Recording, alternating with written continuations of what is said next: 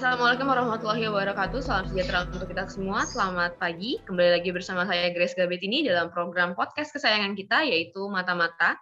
Hadir saat ini bersama dengan saya para aparatur sipil negara yang kompeten di bidangnya masing-masing akan menjadi narasumber dalam topik pembicaraan kita kali ini yaitu anti korupsi. Di sebelah saya ada Bapak Fauzi Rosadi. Selamat pagi, Pak. Selamat pagi, Mbak Grace. Ada juga Ibu Nurul Fitria Anwar. Selamat pagi, Bu. Selamat pagi, Mbak Grace. Dan juga hadir bersama kita Bapak Alfian Nur Hadi. Selamat pagi, Pak. Selamat pagi, Mbak Grace. Terima kasih atas kehadiran Bapak Ibu semua dalam program acara podcast Mata-Mata kali ini. Untuk podcast kali ini, kami akan membahas tentang video korupsi bantuan dana sosial oleh salah satu Menteri Kabinet Pemerintahan Pak Joko Widodo, yaitu Juliari Batubara. Berdasarkan bukti permulaan yang cukup, KPK telah menetapkan 5 orang sebagai tersangka. Ya. Sebagai penerima adalah JPP, yaitu Menteri Sosial, kemudian MCS dan AW selaku pejabat pembuat komitmen di Kementerian Sosial, dan selaku pemberi 2 orang swasta AIM dan HS. Berikutnya kami tunjukkan barang bukti yang ditemukan dalam kegiatan. Adapun dalam video tersebut diketahui bahwa ada 5 tersangka pelaku yang melakukan proses korupsi, yaitu salah satunya adalah Menteri Sosial pada saat itu, yaitu Bapak Juliari Batubara. Ada 2 pejabat pembuat komitmen di Kemensos sendiri, dan juga dari pemberiannya yaitu orang swasta sebanyak 2 orang. Lalu proyek Bansos COVID ini berupa paket sembako seharga Rp300.000 per bungkusnya dengan total nilai 6,8 triliun dan diduga dikorupsi sebesar 20,8 miliar rupiah. Dengan uang 20,8 miliar rupiah tersebut terjadi markup besar-besaran atas sembako yang diberikan kepada masyarakat, namun real di lapangannya justru kualitas sembako tersebut menurun. Adapun sembako yang diberikan kepada masyarakat adalah beras, telur, gula, daging sapi, ayam boiler, susu bubuk, ikan sarden, minyak goreng, cabai merah keriting, dan juga mie instan. Adapun tentang kasus video ini sudah cukup menggemparkan Indonesia karena memang dalam keadaan yang saat ini ditetapkan sebagai bencana non-alam, yaitu COVID-19, masih terjadi lagi abdi negara yang melakukan tindak pidana korupsi terhadap bantuan dana sosial. Kita langsung ke narasumber kita yang pertama, yaitu Pak Fauzi Rosadi. Bagaimana tanggapan Bapak atas terjadinya proses korupsi, kejadian korupsi kali ini, karena masyarakat pastinya merasa marah, kecewa terhadap pemerintahan, terutama Kementerian Sosial sudah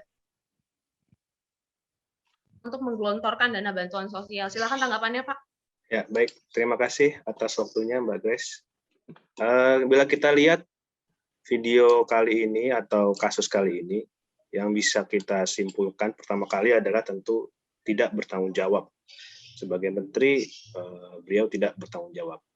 Kenapa yang kita pertama kali soroti adalah seorang menteri? Karena beliau adalah penyelenggara negara. Sedangkan dia sebagai penyelenggara negara yang harusnya bisa membantu masyarakat, dia malah menyalahgunakan kewenangannya. Meskipun ya memang sih dana triliunan rupiah dalam bentuk bantuan sosial tersebut memang rentan sekali ya diselewengkan. Tapi tapi ada rasa terlihat ketidakpedulian gitu dari tersangka terhadap situasi yang sedang terjadi saat ini, ya ini sedang masa pandemi, di mana sedang mengalami masa sulit. Rakyat sedang berada di masa sulitnya untuk menghadapi pandemi ini. Banyak orang kehilangan pekerjaan, habis itu ya banyaklah yang efek dari pandemi ini. Dari situ kita bisa lihat juga tidak adanya nilai kesederhanaan yang dicontohkan oleh Bapak Menteri ini sebagai pejabat publik, apalagi di masa sulit seperti ini. Dan kalau kita cermati lebih lanjut lagi, bagaimana proses korupsi ini terjadi, yaitu dengan cara yang saya dengar yang saya baca juga dari media massa, adanya meminta cashback dari pihak swasta penyedia bahan bansos ini sebesar 10.000 dari setiap paket bansos, seperti itu kan. Ada yang markup juga. Nah, kalau misalnya itu kan dikali berapa ratus ribu orang kan pasti nilainya sangat fantastis. Yang perlu dicermati adalah korupsi ini bisa terjadi karena adanya sistem yang diakali. Jadi dia melibatkan lebih dari satu orang, bukan hanya menteri saja yang terlibat. Sesuai tadi sudah ditetapkan tersangkanya ada pejabat pembuat komitmen gitu. Dia adalah bagian dari sistem internal Kemensos sendiri untuk menjadi gatekeeper dari terjadinya korupsi gitu. Tapi malah ikut terlibat seperti itu. Berarti ada yang salah di sini, ada aspek organisasi dan sistem internal yang buruk yang menjadi korupsi ini bisa terjadi. Meskipun begitu, memang aspek individu juga memegang peran besar dalam hal ini. Ketidakjujuran, rendahnya kesadaran anti korupsi dari masing-masing individu yang berada di pos-pos tersebut, yaitu menteri, pejabat komitmen, atau orang-orang yang lain yang terlibat di dalamnya, itu membuat potensi korupsi ini semakin terbuka lebar untuk terjadi. Seperti itu, Mbak Grace. Ya, terima kasih banyak untuk tanggapannya, Pak. Mendengar tadi tanggapannya bahwa adalah hal yang wajar ketika masyarakat teriak marah terhadap pemerintahan karena ini merupakan dana bantuan sosial. Bagaimana pendapat Bapak di luar dari Indonesia adalah negara yang sebenarnya kontra dengan capital punishment atau hukuman mati terhadap para koruptor seperti itu. Namun pro dan kontra tentang capital punishment ini sudah mulai digaungkan, apalagi ini merupakan dana ini korupsi merupakan dana bencana non alam. Apakah tepat jika nanti suatu saat hakim menjatuhkan hukuman mati ataukah justru itu melanggar HAM atau seperti apa? Bagaimana pendapat Bapak? Kalau hukuman mati ya mungkin kita kembalikan lagi ya ke bahasan apa sih namanya, nanti ke bahasan hukum yang memang setimpal. Seperti apa undang-undangnya, bagaimana, apakah memang harus dijatuhi hukuman mati atau tidak. Memang sih yang terjadi saat ini adalah dia mencuri di saat sedang darurat. Itu kan sangat ini sekali ya, sangat bisa kita tidak bilang terpuji. kejam lah. Iya, kejam. Ya. Tapi yang mesti digarisbawahi di sini adalah sebenarnya bahan bantuannya juga ini untuk opini yang berbeda, ada juga yang menentang dari hukuman mati tersebut disebabkan karena sebenarnya bantuan ini sampai gitu ke masyarakat seperti itu, sehingga masih bisa dibilang masih pro kontra sih antara hukuman mati ini ya. Kalau dihukum sih harus dihukum, itu sudah pasti itu harus dihukum ya, karena ini pasti kejadian yang tidak terpuji dan sudah masuk tindak pidana korupsi. Tapi tentu kalau menurut saya kita serahkan kembali ke undang-undang yang ada, ke hukum yang ada, hukuman setimpal apa yang bisa divonis kepada para tersangka atau para pelaku tersebut. Seperti itu, Mbak Grace. Baik, berarti semoga hukum bisa berbicara seadil-adilnya, karena berat belum tentu adil, tapi adil pasti memberatkan juga. Ya, seperti itu ya, kira-kira ya, Pak. Betul. Kita akan langsung masuk ke Ibu Nurul Fitri Anwar. Bagaimana, Bu, tanggapannya atas kasus dana bantuan sosial yang dikorupsi ini? Kalau menurut saya, korupsi itu enggak di tengah pandemi aja tuh udah keterlaluan gitu kan. Apalagi korupsi ini dilakukan saat warga masyarakat Indonesia ini sedang kesusahan di tengah pandemi. Benar-benar kejam sekali sih bagi masyarakat golongan kecil gitu, karena sebenarnya bansos ini kan nilainya sebetulnya nggak seberapa, tapi dengan nilai yang tidak seberapa itu masih dikorupsi gitu kan. Padahal para pelaku ini, pejabat pemerintah ini dan pegawai swasta ini pasti mereka sudah mendapatkan gaji yang jauh lebih besar dari instansi tempat mereka bekerja, tapi mereka malah tetap masih melakukan korupsi bantuan sosial ini menjadi benar-benar nggak masuk akal sih sebetulnya gitu. Terus kasus ini juga benar-benar udah mencoreng nama baik instansi pemerintah, khususnya Kementerian Sosial juga gitu kan. Padahal seharusnya sebagai instansi yang melindungi atau mengutamakan kepentingan masyarakat, terutama di kondisi pandemi ini kan itu harus jadi hal yang paling penting gitu. Tapi sekarang malah kebalikannya, para pejabat ini malah memanfaatkan memanfaatkan jabatannya untuk kepentingan pribadinya, untuk memperkaya diri sendiri, tidak bertanggung jawab atas amanah yang diberikan kepadanya gitu kan. Jadi saya benar-benar nggak habis pikir lah gitu kan. Seharusnya rakyat ini adalah yang utama gitu kan. Kemudian juga pemerintah atau pejabat publik ini juga seharusnya memberikan contoh atau representasi yang baik bagi masyarakat di luar sana. Di kondisi pandemi ini kita sebagai ASN juga harus memberikan semangat, dorongan secara moral kepada para rakyat yang benar-benar mengalami kesusahan gitu kan, bukan malah semakin mempersulit kehidupan rakyat kecil seperti itu sih.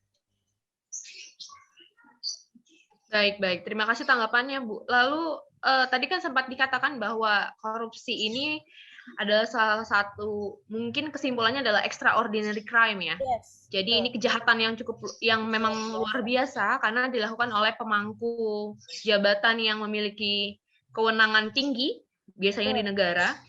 Kira-kira nih Bu, ini kesalahan kalau kita bisa lihat, ini sebenarnya hal ini pasti sudah bisa diprediksi karena kan namanya dana bantuan sosial, masyarakat tidak kaget ya ketika mendengar ada yang dikorupsi. Itu sudah seperti jatuhnya seperti hal biasa di negara kita, ada yang dikorupsi gitu. Walaupun kita cukup kaget dengan nominalnya yang memang agak fantastis besar,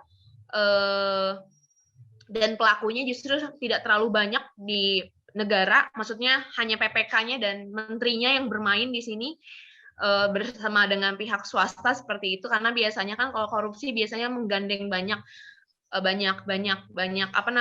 pelaku gitu. Kalau ini mungkin tidak terlalu banyak lah ya kalau untuk ukuran 5 orang gitu. Sudah termasuk dengan pemberi suapnya. Namun yang sama-sama kita ketahui, hanya dalam waktu berdekatan sekitar 2 minggu sebelum kasus ini mencuat, baru saja Kementerian KKP juga tercoreng nama baiknya lewat dana ekspor benur. Itu kira-kira apa kesalahan dari sistem KPK untuk mencegahnya, karena justru semakin banyak di blow up kasus korupsi terjadi, justru buat kami para generasi muda mungkin melihatnya bahwa ada ketidakpercayaan publik yang jauh lebih dalam lagi terhadap negara gitu. Kenapa tidak hal-hal seperti ini tidak bisa dicegah? Kira-kira kalau menurut Bu Nurul sendiri, ini ada kesalahan dari sistemnya kah, atau dari pendidikannya kah, atau dari pemilihan orangnya kah, atau memang setan korupsi itu godaannya terlalu manis gitu untuk ditolak?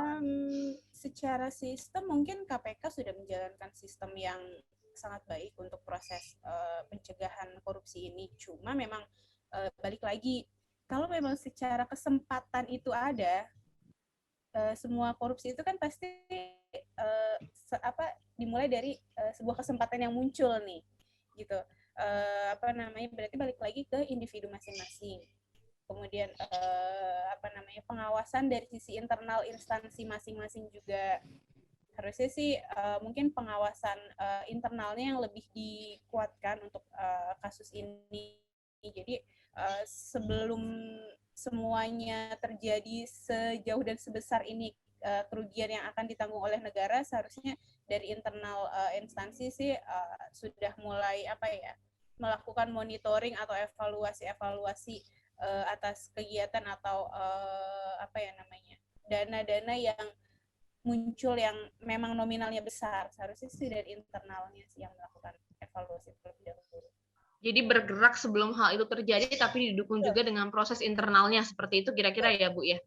Ya, baik, terima kasih Bu Nurul untuk tanggapannya. Kita akan langsung ke Pak Alfian. Pak Alfian, gimana nih Pak tanggapan Bapak terhadap korupsi dana bansos ini?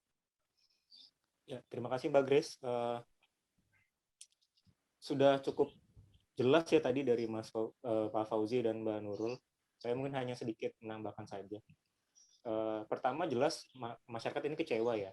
Pertama karena kita masih dalam situasi pandemi, kemudian dari pandemi kesehatan dari krisis kesehatan menjadi krisis ekonomi, masyarakat sudah sangat terpukul, kemudian lebih terpukul lagi dengan mendengar berita bahwasanya bantuan yang harusnya mereka dapatkan tidak diberikan sepenuhnya karena ada kasus korupsi ini.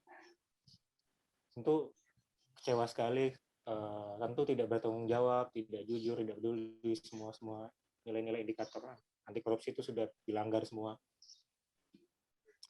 Mungkin yang ingin saya highlight adalah bagaimana suatu kasus kriminal itu tidak dilakukan secara sendirian. Jarang sekali ada kasus kriminal itu sendirian. Kasus korupsi apalagi itu pasti melibatkan banyak orang. Nah ini kebetulan kan karena menteri itu jabatan politik ya dari luar ASN, dan mungkin dia dari latar belakangnya beliau sendiri ada suatu hal yang kemudian mendorong dia untuk melakukan tindakan korupsi. Nah, yang ingin saya tekankan di sini adalah di dua tersangka yang lain, yaitu di pejabat pembuat komitmen di Kemensos. Nah, tidak mungkin Pak Juliari ini melakukan korupsi sendirian, pasti melibatkan banyak orang. Karena dari sistem sendiri saya percaya sistem itu sudah diimprove, diperbaiki dari dulu sampai sekarang. Namun namanya sistem itu kan yang menjalankan manusia. Oleh karena itu Pak Juliari pasti mengajak teman-temannya di Kemensos supaya bisa mengelabui sistem gitu. Nah, mungkin ya Pak Juliari ini mengajak tidak hanya 2, tapi mungkin 5. Tetapi hanya 2 ini yang tidak berani untuk katakan tidak pada korupsi. Sehingga akhirnya kasus korupsi ini bisa dijalankan bersama-sama. Itu yang saya sesalkan juga dari pihak pejabat Kemensosnya ya. Ada yang tidak berani untuk menentang atasannya, Pak Menterinya, untuk hal-hal yang tidak terpuji. Itu satu. Kemudian satu lagi yang menurut saya lucu adalah ketika kasus korupsi ini mencuat di publik, kita bisa melihat video-video Pak Juliari yang ketika dia baru dilantik jadi Menteri Sosial, di mana beliau itu dalam sebuah video menjelaskan tips-tips untuk menghindari korupsi, berbicara dengan terlihat cerdas, intelek, korupsi ini supaya tidak korupsi. Dan agamis juga ya? Iya, kita harus humanis, harus ingat keluarga di rumah dan seterusnya. Kemudian ya ini lucu menurut saya karena dia tidak jujur dengan apa yang dia omongkan sendiri. Itu luar biasa lucu menurut saya. Kita bisa saja terlihat intelek, tidak korupsi, caranya seperti ini. Tetapi ketika tadi benar kata Mbak Nurul, kita dihadapkan pada suatu kesempatan untuk kita melakukan korupsi, di situ baru ini ujian sesungguhnya. Bagaimana kita dari kesempatan-kesempatan itu kita manfaatkan untuk melakukan korupsi, atau kita berintegritas, bertanggung jawab untuk katakan tidak pada korupsi. Apalagi kemudian ditambah oleh teman-temannya Pak Juliari ini di Kemensos yang juga sama-sama punya niat jahat yang sama ini. Akhirnya mereka bertiga ini yang dari pemerintahnya bisa mengelabui sistem gitu. Ini yang tadi makanya korupsi itu tidak bisa sendiri. Mungkin kalau misalnya mereka korupsinya kerjasama dengan lebih banyak orang, mungkin akan lebih sulit lagi bagi KPK untuk untuk mengungkap ini ya, karena semakin banyak orang, semakin banyak mereka bisa bekerja sama untuk mengelabui sistem. Saya kira itu sih. 2 hal yang saya kira perlu digarisbawahi dari kasus ini. Terima kasih Mbak Grace. Terima kasih banyak Pak Alfian untuk tanggapannya. Lalu kalau menurut Pak Alfian sendiri nih, karena kan kita sudah mendengar bahwa sempat terdengar bahwa ada selentingan. Hakim-hakim sekarang bisa disuap, hakim-hakim sekarang bisa disetting untuk hukumannya. Maka saya teringat terhadap kasus dulu Partai Golkar ataupun pembubaran Partai Golkar ataupun kasus sidang mantan Presiden Indonesia, Presiden Soeharto yang ditangani langsung oleh salah seorang hakim paling terkenal di Indonesia, yaitu Pak Artidjo Alkostar, yang dijuluki sebagai Hakim Spartan, karena memang salah satu-satunya hakim di Indonesia dengan kekayaan paling rendah di antara semua hakim yang ada di Mahkamah Agung.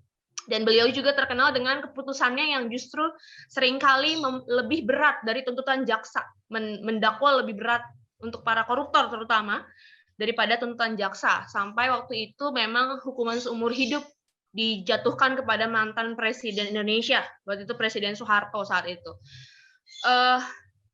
Anak-anak muda pun, anak yang bergerak dalam bidang hukum pasti begitu kangen, begitu ingin melihat Artidjo yang baru sebagai Hakim Agung di Mahkamah Agung. Bagaimana menurut Bapak, Pak Alfian sendiri tanggapannya untuk kalau bisa, siapa tahu ya kita podcast ini didengar oleh beberapa instansi gitu. Dari kami bahwa di antara kita seperti tidak ada yang lulusan sarjana hukum di sini. Jadi untuk kami para ASN-ASN yang bukan di bidang hukum, apa nih harapan Bapak yang terselip untuk para hakim yang saat ini sedang bersidang, menyidang para menteri yang terlibat korupsi, terutama dana korupsi bansos sendiri ini, supaya mereka tidak gentar, tidak takut bahwa rakyat ada di belakang mereka. Ya, harapan saya Mbak Grace, hakim ini punya keberanian yang luar biasa, bisa menghalau begitu banyak tekanan dari orang-orang di sekitar tersangka, karena ini kan namanya pejabat politik, punya kekuatan politik yang luar biasa, punya lingkungan yang luar biasa, mampu menekan hakim. Karena di lain kasus ini kita mendengar di berita ada beberapa kasus yang kemudian hakim itu tergoda ya karena dari malah ikut terlibat Nah ini harapan saya hakim-hakim ini punya keberanian yang luar biasa, punya komitmen bersama di antara hakim-hakim untuk bekerja sama supaya tidak tergoda, tidak tertekan oleh tekanan dari luar yang luar biasa. Sekali lagi ini tadi kuncinya adalah bagaimana kita punya lingkungan yang mendukung untuk kita tetap berani untuk katakan tidak pada korupsi. Saya kira itu Mbak Grace yang terpenting. Terima kasih banyak untuk tanggapannya. Lalu kita akan kembali lagi untuk closing statement-nya dari Pak Fauzi, mungkin closing statement untuk mengakhiri podcast kita kali ini. Dipersilakan Pak Fauzi. Ya, terima kasih atas kesempatannya. Untuk closing-nya mungkin seperti yang Mbak Mas Alfian bilang bahwa lingkungan berintegritas itu penting untuk dibangun gitu. Karena korupsi ini bisa terjadi kan karena adanya selain sistem yang buruk, tapi juga didukung oleh individu-individu dengan nilai kesadaran anti korupsi yang rendah. Jadi meskipun misalnya kayak sistem kayak tadi sistem penyaringan anggaran sudah baik, sudah ketat lah istilahnya, tapi kalau misalnya individu-individunya yang berada di pos-pos di dalamnya itu dominannya masih mempunyai nilai anti korupsi tinggi anti korupsi yang rendah, maka korupsi tetap akan terjadi. Sehingga perlu dibangun lingkungan yang berintegritas bagi peningkatan dan penjagaan integritas itu, sehingga terjadi penyelarasan antara rohani dan jasmani dalam diri seperti itu. Dan buat kita CPNS ini ya, mungkin pesannya adalah kita mampu melakukan peningkatan integritas diri ini sejak dini, sehingga kita bisa menjadi pendorong untuk terciptanya iklim organisasi dan kelembagaan yang lebih baik untuk serta mempengaruhi lingkungan sekitar. Itu harapannya seperti itu. Demikian. Terus untuk baik, terima kasih banyak Pak Fauzi. Oh iya, baiklah. Udah mungkin ada yang mau disampaikan lagi? Oh iya, mungkin ini saya hanya ingin menyampaikan sebuah kutipan dari tokoh yang kita ketahui bersama, Abraham Lincoln, masih berkaitan dengan jabatan gitu. Kayak tadi Mas Alfian bilang kan, kata Mbak Nurul juga bilang juga tadi, kalau misalnya korupsi itu bisa terjadi karena ada kesempatannya. Sama seperti kutipan dari Abraham Lincoln ini. Dia bilang seperti ini, hampir semua pria dapat bertahan dalam kesulitan, tetapi jika Anda ingin menguji karakter pria, beri dia kekuatan. Seperti itu, Mbak Grace. Luar biasa closing statement-nya untuk kali ini. Terima kasih banyak, Pak. Kita langsung ke Bu Nurul Fitria. Bagaimana nih, Bu? Kira-kira closing statement-nya apa untuk mengakhiri podcast kita? Kalau saya ingin menyampaikan satu kutipan juga dari Kurt Cobain yang berbunyi, "The duty of youth is to challenge corruption." Jadi kita sebagai generasi muda yang mungkin 10 tahun lagi kita itu mungkin salah satu dari kita itu akan berada di level pejabat pemerintah yang saat ini memimpin. Amin. Itu bukan nggak mungkin kita bisa tepati gitu. Jadi salah satunya nanti mulai saat ini dan detik ini juga kita sebagai generasi muda untuk membantu Indonesia menjaga kedaulatan NKRI dengan cara menggaungkan terus-menerus untuk melawan korupsi. Dan semangat anti korupsi itu harus terus kita sampaikan kepada generasi muda supaya nanti memang 10 atau 20 tahun lagi kita bisa menjadi salah satu pemimpin di negeri ini. Seperti itu. Terima kasih. Luar biasa. Terima kasih banyak untuk closing statement-nya Bu Nurul. Kita akan ke Pak Alfian. Pak Alfian masih bersama dengan kami? Pak Alfian, dipersilakan Pak untuk closing statement-nya. Ya, terima kasih Mbak Grace. Ini saya akan sedikit mengutip dari dialog dari sebuah film pendeknya, judulnya yang versus korupsi. Di situ ceritanya ada seorang pejabat yang berwenang dalam pergudangan, itu ceritanya dia mau disuap untuk gudangnya dipakai untuk pengusaha beras di sana. Ketika ditawarkan suap sejumlah uang yang luar biasa, dan kebetulan si bapak juga sedang dalam kondisi yang sulit ekonomi, beliau mengatakan seperti ini, semua orang butuh uang, butuh beras, mungkin saya yang bodoh, mungkin saya yang salah, tapi kesalahan dan kebodohan saya tidak akan saya sesali sampai mati. Nah, ini luar biasa menurut saya dialog ini, bagaimana tidak menyesali menolak sejumlah uang. Jangan sekali-sekalinya korupsi. Kalau korupsi nanti Anda akan menyesal di kemudian hari. Entah itu ditangkap KPK, entah itu menular ke anak cucu Anda. Ini Anda akan menyesal di kemudian hari. Jadi jangan sampai korupsi. Saya kira itu, Mbak Grace. Terima kasih. Baik, terima kasih banyak untuk closing statement-nya Pak Alfian. Untuk mengakhiri podcast kita kali ini, saya juga akan mengakhiri dengan closing statement. Bagaimana akan bersikap anti korupsi jika sejak muda hanya sibuk dengan urusan sendiri? Di negeri yang penuh muslihat, korupsi seolah jadi perkara lumrah. Perburuan menjadi paling kaya adalah hobi para abdi negara. Di pundak pemimpin yang bebas korupsi. Disitulah masa depan negeri. Kami kelompok 4, sub kelompok 2, Latsar CPNS Kemendesa Angkatan 28, saya Grace Gabetini, bersama dengan saya Bapak Fauzi Rosadi, Ibu Nurul Fitria Anwar, dan juga Pak Alfian Nurhadi. Mohon undur diri, sampai jumpa di podcast berikutnya, dan inilah Mata-Mata.